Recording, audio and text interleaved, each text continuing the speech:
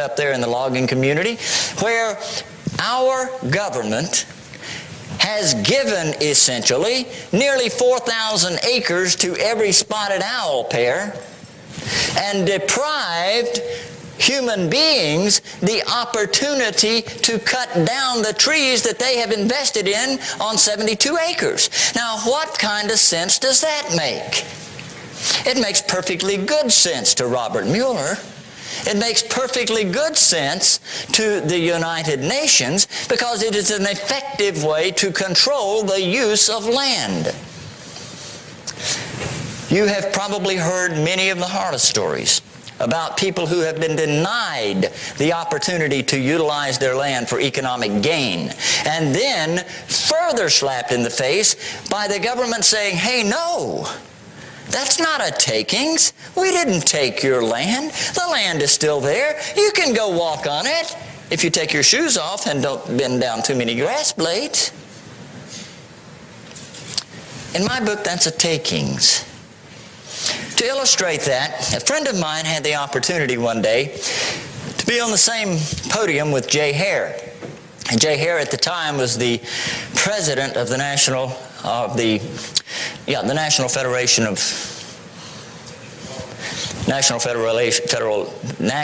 Federal Wildlife, one of those biggies. And at the time, his salary was only $230,000. plus a white Lincoln limousine. And he had arrived at the meeting in this limousine because my buddy saw him, and it angered him somewhat. After Jay got up and did his number, and he made this big pitch about why regulation that prevented land use really was not a takings, my buddy got up and he said, Jay, that's a beautiful car you arrived in tonight. He said, do you have the keys? I really like, just let me hold them just for a minute. Jay reached in his pocket and, he's in front of a big audience. Well, here. The guy said, thank you. He said, Jay, I'm not taking your limousine, but I'm going to keep your keys.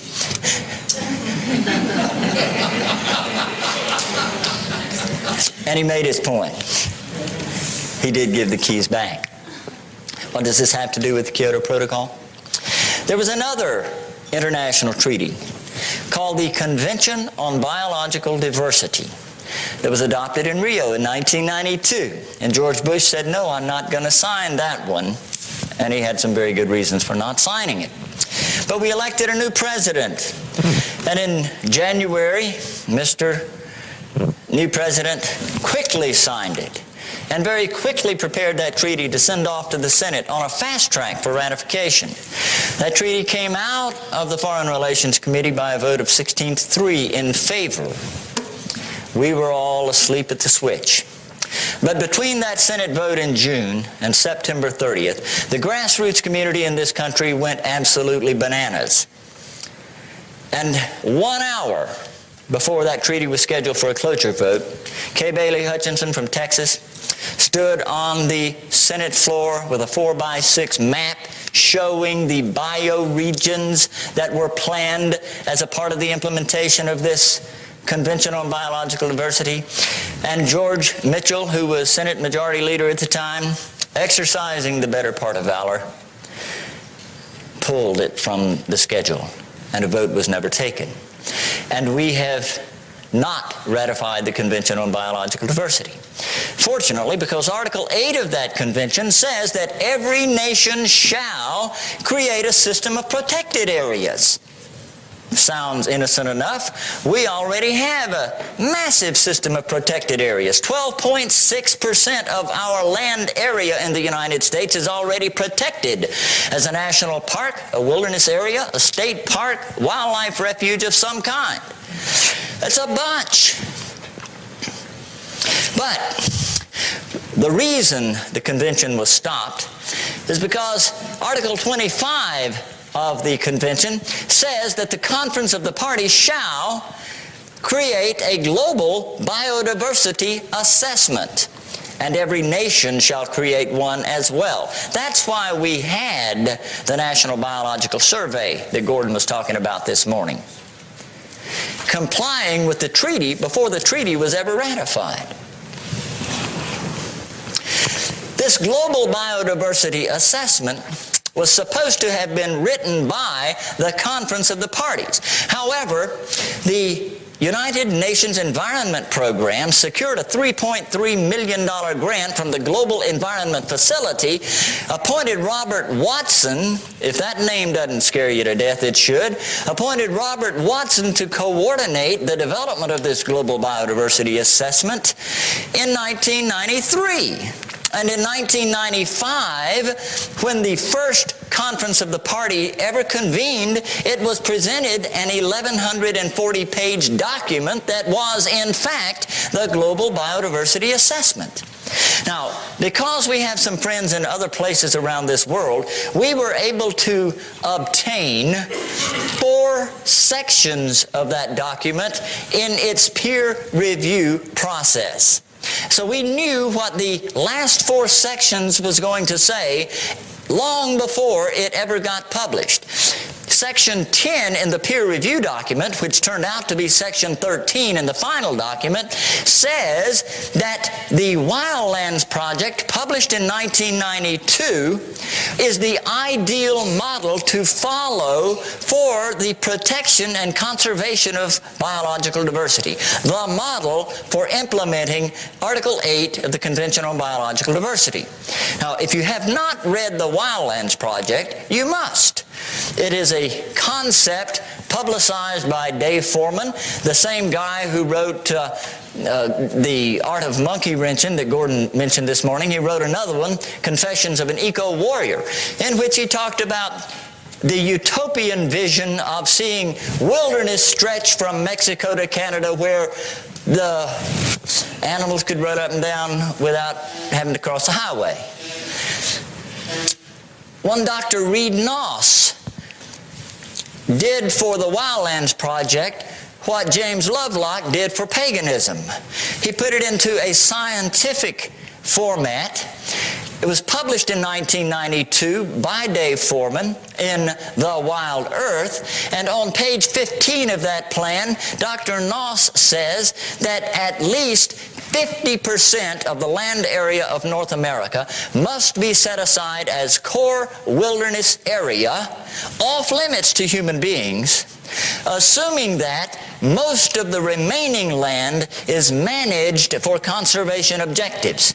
And where there is a conflict between the needs of the non-human population and the population, the human population, the needs of the non-human population must prevail.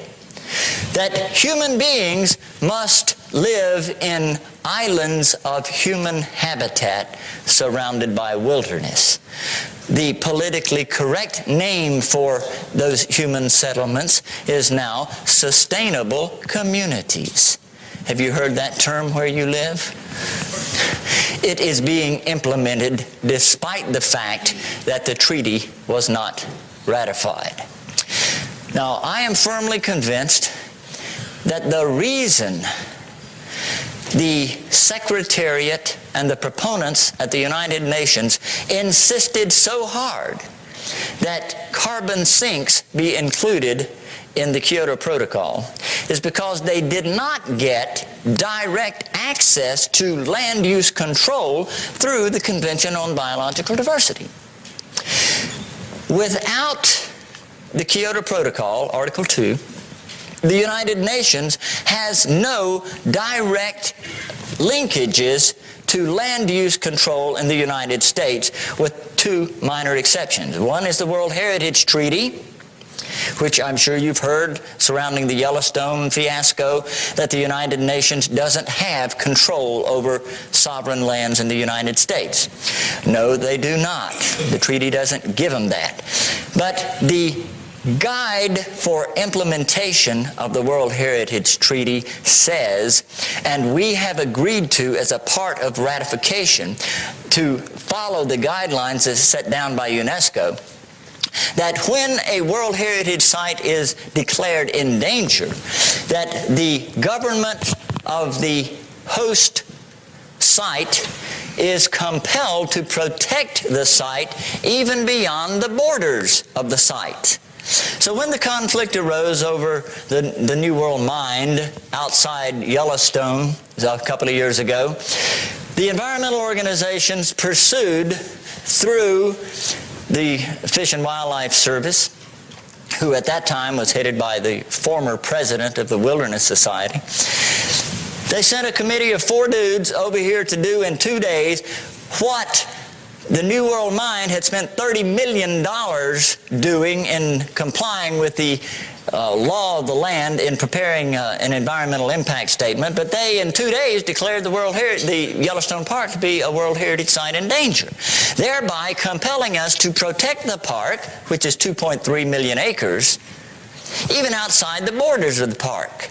And of course the environmental organizations, the Greater Yellowstone Coalition, had already prepared a protection plan that isolated 18 million acres around the 2 million acre park. And that plan is still being debated and negotiated. And the other control, if you will, it's not a control, it is an executive agreement between the administration and UNESCO to implement the Biosphere Reserve Program, U.S. Man in the Biosphere Program. I bet some of you didn't even know that the State Department houses an office of the U.S. Man in the Biosphere Program, and has for 15 years. And we have 47 such biosphere reserves in this country that are today actively being managed under land use policies set forth by UNESCO that embrace not only federally and state-owned, publicly owned lands, but vast stretches of private property. An example of the purpose of the Biosphere Reserve is best illustrated by the Southern Appalachian Biosphere Reserve that started out to be 517,000 acres of the Great Smoky Mountains National Park. Today, according to the maps published by the State Department, the biosphere area stretches from Birmingham to Roanoke, from Asheville, North Carolina to Nashville, with core wilderness areas scattered all over the place, connected by corridors, which is precisely what Dr. Reed Noss prescribes in the Wildlands Project. There's 47 of those already in the United States, and the program is to interconnect these biosphere reserves and wilderness areas with corridors of wilderness. And where are these corridors of wilderness? As somebody suggested, that ecosystems are around riverbeds and stream beds. The American Heritage Rivers Program is designed to do what the Convention on Biological Diversity would have required: to establish a mechanism through which administratively the administration can get its hands on a buffer zone on either side of rivers.